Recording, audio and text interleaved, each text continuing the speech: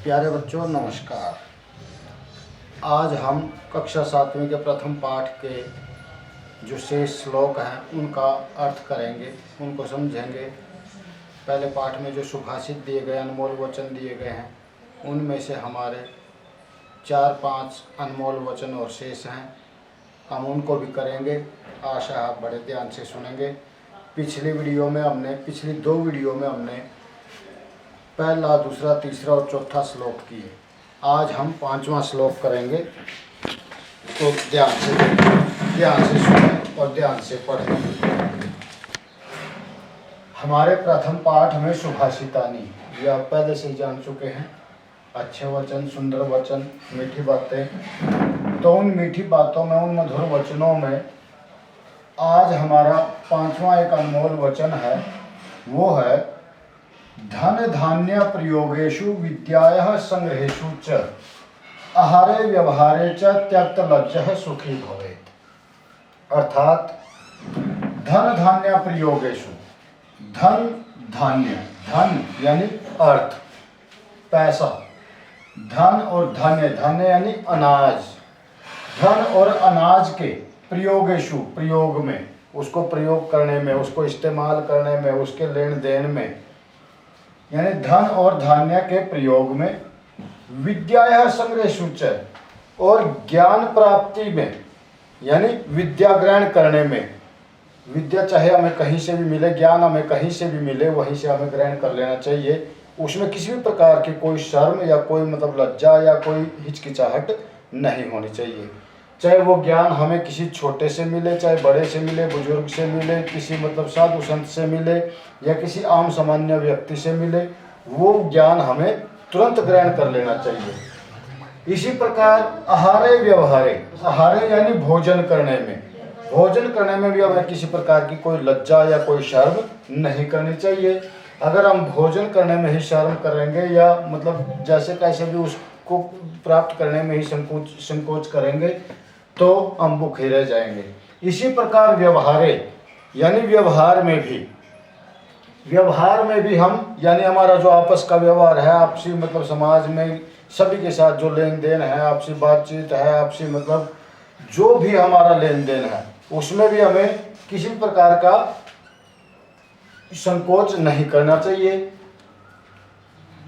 धन धान्य प्रयोगेषु यानी धन और अनाज के प्रयोग में, विद्यायाः संग्रहेषु च, और ज्ञान प्राप्ति में, ज्ञान को ग्रहण करने में, विद्या को ग्रहण करने में, आहारे भोजन करने में, व्यवहारे च, और आपसी व्यवहार में, त्यक्त लज्जः, त्यक्त लज्जा यानी जो आदमी शर्म छोड़ देता है, जो आदमी लज्जा छोड़ देता है, जो आदमी संकोच को त्याग देता है, वही आदमी सुखी भवेत, यानी वही आदमी सुखी होता है, वही जीवन में हर प्रकार का आनंद प्राप्त करता है। तो आपसी व्यवहार की और आहारे व्यवहारे और विद्यायाः संग्रहेषु च, मैंने इन सभी का आपको बताया।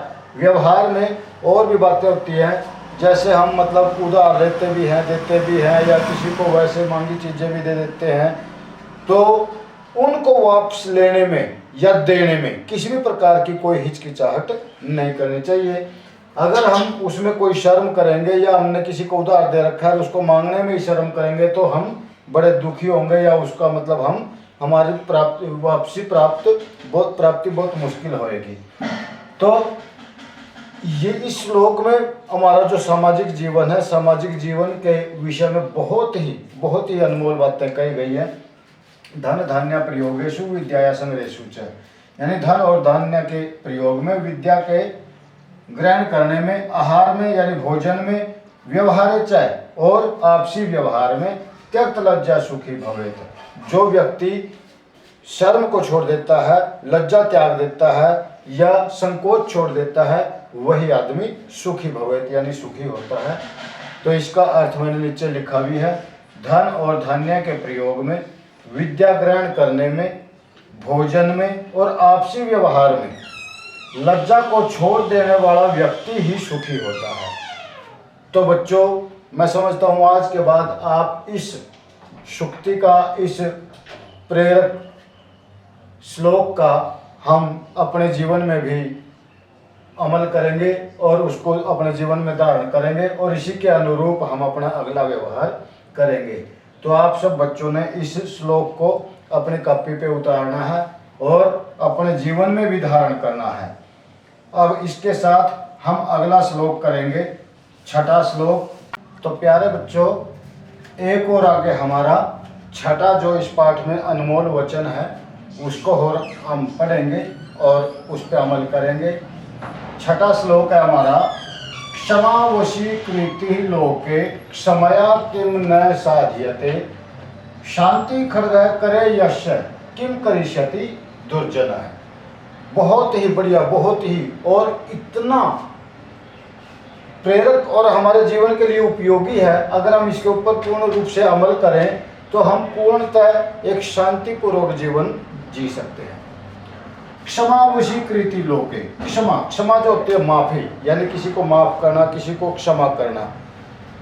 ये जो गुण जिस व्यक्ति में है वो पूरे संसार को जीत लेता है, पूरे संसार को अपने वश में कर लेता है।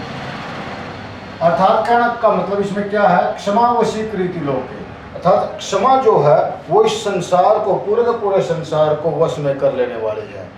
और क्षमाशील जो व्यक्ति है, जो बलिष्ठ होते हुए भी, बलवान होते हुए भी, समर्थ होते हुए भी, जो हर प्रकार से मतलब समर्थ है, सक्षम है, अगर वो व्यक्ति किसी दूसरे व्यक्ति के गलती कर देने पर उसको मतलब माफ कर देता है या उसको क्षमा कर देता है, तो वो जो आदमी है वो उसके स्वतः ही अपने आप ही उसके वश में हो जाता है। क्योंकि जब कोई हमारा काम बिगड़ जाता है या किसी के माध्यम से हमारा काम का नुकसान हो जाता है और उस काम के नुकसान की तरफ ध्यान न दे करके हम अगर उस आदमी को क्षमा करने की मतलब सामर्थ्य रखते हैं, तो वही आदमी उसी काम को दोबारा से मतलब दुगने प्रयत्न से वो करेगा और हमें वो काम संपूर्ण करके देगा। ये अटल विश्वास है। तो इसीलिए बच्चों, अगर हम समर्थ हैं, सक्षम हैं और बलिष्ठ हैं, तो हमें कभी भी किसी कमज़ोर व्यक्ति पर कोई गुस्सा या उसको दंड या कोई किसी प्रकार की सज़ा में हमारा नुकसान करने पर उनको नहीं देनी चाहिए। उनको तुरंत माफ़ कर दो। वो आदमी उस माफ़ी के अब उसमें प्रतिरूप में हमें कुछ न कुछ अवश्य करके देगा और वो दुगने वेग से और दुगनी आत्मीयता से वो उस काम को करेगा। इसलिए प्यारे बच्चों, क्षमा वशीकृति लोके, अर्थात क्षमा ही एक ऐसा गुण है जो संसार को, पूरे संसार को वश में कर लेने वाली होती है। क्षमा किम न साध्यते, अर्थात क्षमा से क्या सिद्ध नहीं होता, अर्थात कौन सा हमारा ऐसा काम है जो क्षमा करने से सफल नहीं होता। अर्थात सारे के सारे काम हमारे सफल हो जाते हैं।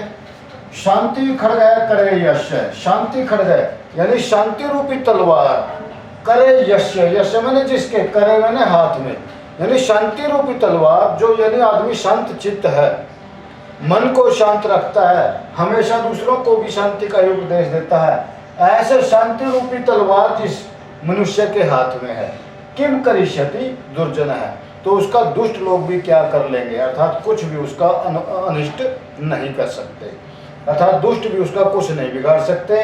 इसीलिए हमें क्षमाशील होना चाहिए, दूसरों के ऊपर हमेशा हमारे मीठे वचनों का ही अर्पण होना चाहिए। तो प्यारे बच्चों, ये श्लोक आपको समझ आया होगा। एक बार फिर मैं समझा देता हूँ। क्षमा वशीकृति लोके, अर्थात क्षमा जो है वो पूरे संसार को वश में कर लेने वाली होती है।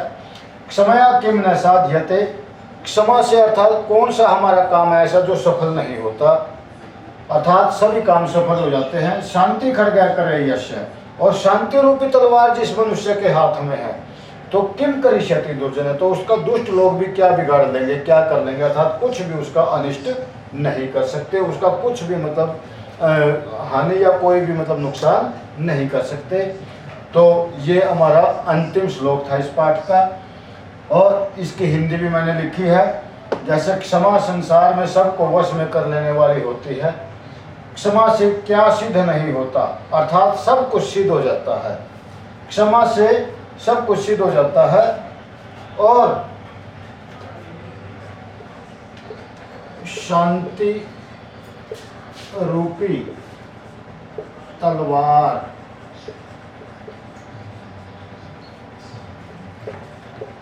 जिसके हाथ में है, दुष्ट लोग भी उसका कोई अनिष्ट नहीं कर सकते।